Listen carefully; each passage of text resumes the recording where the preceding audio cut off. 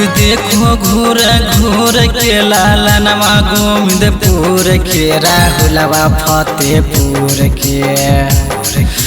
देखो घूर घूर के लालनवा गोविंदपुर के राहुलवा फतेहपुर के।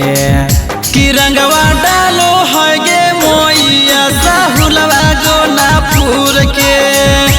रंगवा देवो है गे मोइया मुकेशवा गाजीपुर के। मिक्स बाय नीरज भाई।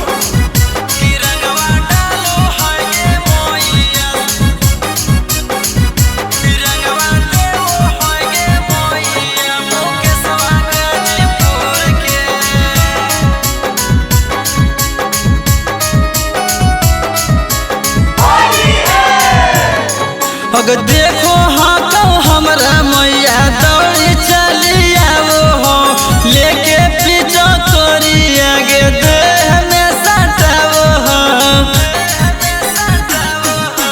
देखो हाँ तो हमरा मैया दौड़ी चली आवो हो लेके पीछा तोरी आगे देह में सटावो हो।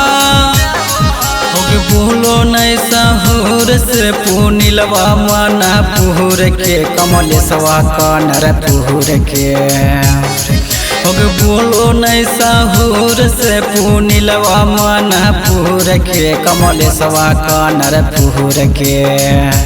रंगवा डालो होगे मोइया दीपकवा दुलरपुर के। रंगवा डालो होगे मोइया रोशनवा दुर्गापुर के।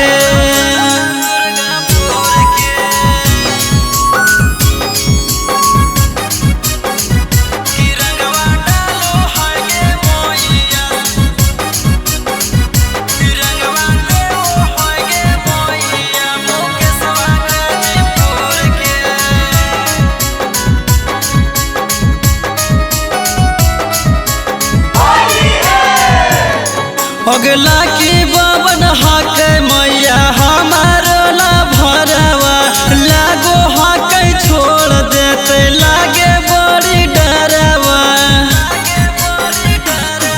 अगला की बावन हक मैया हमारो ला भरवा लागो हक छोड़ देते लागे बड़ी डरवा। डालो हक सुर से कुंदनवा सकरपुर के राजसवा लक्ष्मीपुर के। डालो हक सुर से कुंदनवा सकरपुर के राजसवा लक्ष्मीपुर के। कि रंगवा डालो होगे मोइया नंदनवा भीखमपुर के। कि रंगवा डालो होगे मोइया सत्येंद्र गोखलापुर के।